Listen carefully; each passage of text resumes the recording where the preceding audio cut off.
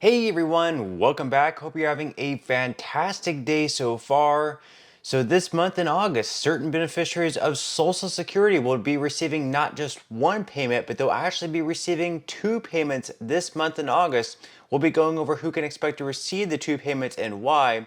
Plus, would a potential Kamala Harris presidency be a good thing for Social Security or a bad thing? We will be going over that as well. But before we go ahead and dive into the main content of today's video, if you wouldn't mind helping me out real quickly by just giving this video a like, that just helps out with the good old YouTube algorithm, and also consider subscribing to my channel if you have not already. Plus, if you would like to receive up to $200 in free stock or $200 in free cash, in a pinned comment below, I will be leaving a link to Robinhood. All you have to do is once you click on that link is just sign up for a free account and then simply link your bank account. You do not even have to make an opening deposit. At that point in time, Robinhood will be sending you one free stock worth all the way up to $200. And if you'd really just have the cash, all you have to do is once you receive the free stock is just sell it for what it's worth and then transfer the cash value right back to your bank account. Okay, so diving right into our first story of today's video, we're going to be going over whether or not a potential Kamala Harris presidency would be a good thing or a bad thing for Social Security. This article is right from the Motley Fool, but of course, first, how likely is a Kamala Harris presidency? Well, we saw whenever pretty much post-debate of Joe Biden, Trump was mounting a pretty huge lead on Biden, and then Biden decided to step down after pressure from fellow Democrats in the media. And Kamala Harris, of course, now, even though she isn't the official Democratic nominee, she's pretty much the unofficial official one, given the fact that pretty much all the Democrats have backed her, given the fact that Barack Obama has backed her, given the fact that the media has backed her. So she is going to be the official one. It's just not official yet. But if we look at some recent polling data here, even though Trump does lead 1.2 points on average, you can see there are a few different polls there where Harris is actually leading. So one of the most recent polls taken from July 27th through the 30th of July, Harris actually led that poll by 4 points. Of course, Rasmussen reports had Trump leading by 5, but then we have one from Reuters where Harris is leading by 1, and then also one by Morning Consult where Harris is leading by 1. So this is really just back to a coin flip. Once again, it could really go either way. So what exactly would a Kamala Harris presidency potentially mean for Social Security? We are going to be going over this article here once again by the Motley Fool. So they go on to say that we could see larger COLAs for Social Security recipients in the future. So each year, seniors on Social Security eagerly await news of an upcoming cost of living adjustment or COLA. And unfortunately, those COLAs often disappoint.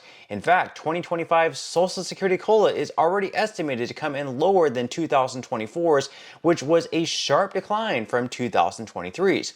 Biden, of course, has talked about boosting Social Security COLAs by using a more appropriate index to measure them, the CPIE to be exact. It seems likely that Harris will push towards the CPIE in an effort to increase Social Security COLAs and give retirees a greater sense of financial stability in the face of rising costs. So that might be one of the things that she does try to push, is changing the way that the cost of living adjustments are handed out from the CPIW over to the CPIE. Or one other idea that has been thrown out there is to use both indexes, both the CPIW as well as the CPIE, and whichever of the two is greater, they would go with that. So for example, if the CPIW is greater than the CPIE, they would go with the CPIW, whereas if the CPIE is higher, in that case, they would go with the CPIE. And you can see the chart up there on the screen. Of course, the red is the CPIW, the blue is the CPIE. So in some years, sure, the CPIW is a little bit higher, but in most years, the CPIE is actually higher, and we've lost a lot of buying power over the years because we've gone with the CPIW instead of the CPIE. Now, secondly, we could also see more revenue pumped into Social Security as the wealthy are forced to pay up. So, of course, Biden made it clear that he wanted to impose Social Security taxes on earnings above $400,000. Harris, on the other hand, has previously backed legislation that would subject all income above $250,000 to Social Security taxes. So basically what this is, for people currently working, if you're working for, if you're an employee working for an employer, if you're like a W-2 employee, for example, let's say that work for Apple, just hypothetically speaking, when it say that you receive a weekly check of $100, out of the $100, you're going to have certain things taken out. So if you have like a 401k, you're going to have money taken out of that. But things that are guaranteed to take out would be like something called the FICA tax. So in total, the FICA tax is 15.3%. Out of the 15.3, of course, 12.4 is going into the Social Security Trust Fund, and then the remainder, the 2.9%, goes into the Medicare Trust Fund.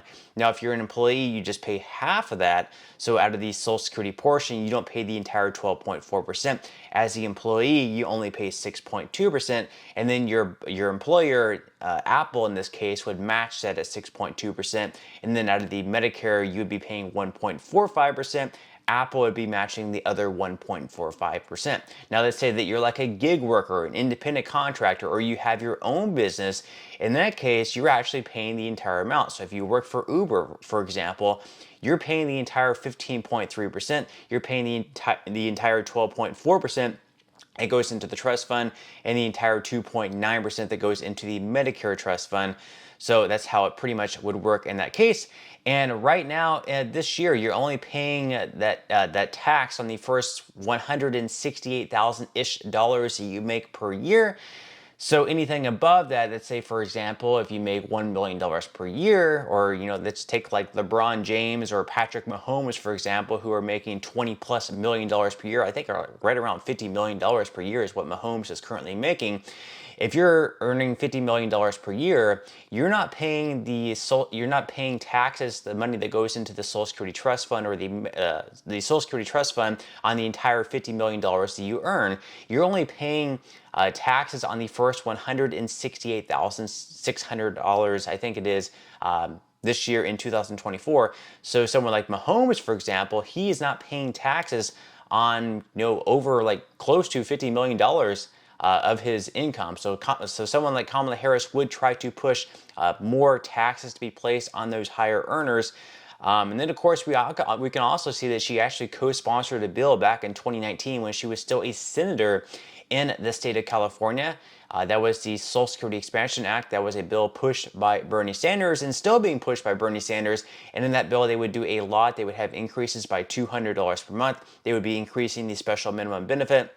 So there would be an increase there by close to $500 per month if you are receiving the special minimum benefit. They would also change the cost of living adjustments from the CPIW over to the CPIE, and they would do all this by taxing those who earn above $250,000 per year. So she is very pro-tax, and she would also try to increase benefits with this extra taxation. Now, moving into our next story of today's video, as I mentioned, certain beneficiaries of Social Security this month in August are going to be receiving 2 payments. We're going to be covering why.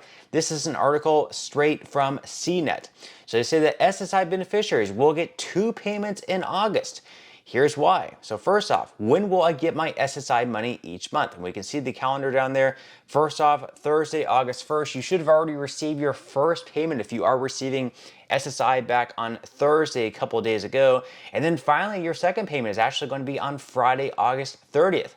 But wait, we cannot see any payments for the month of September. It skips all the way until October 1st.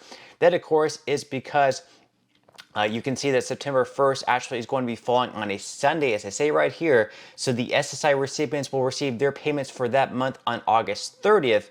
This will happen in November as well, and then also in December. So that's why you're going to be receiving 2 payments this month in August. If you are receiving SSI benefits, your second payment is actually just technically your September payment. So you're not going to be receiving 2 payments this month and then expect another payment next month in September. Your second August payment is just your September payment coming early because September 1st is falling on a Sunday. But that's all I have for today's video. I certainly hope you enjoyed and found value out of it. If you did, again, I would greatly appreciate if you could give this video a like. Consider subscribing to my channel if you have not already, and I will see you in the next video.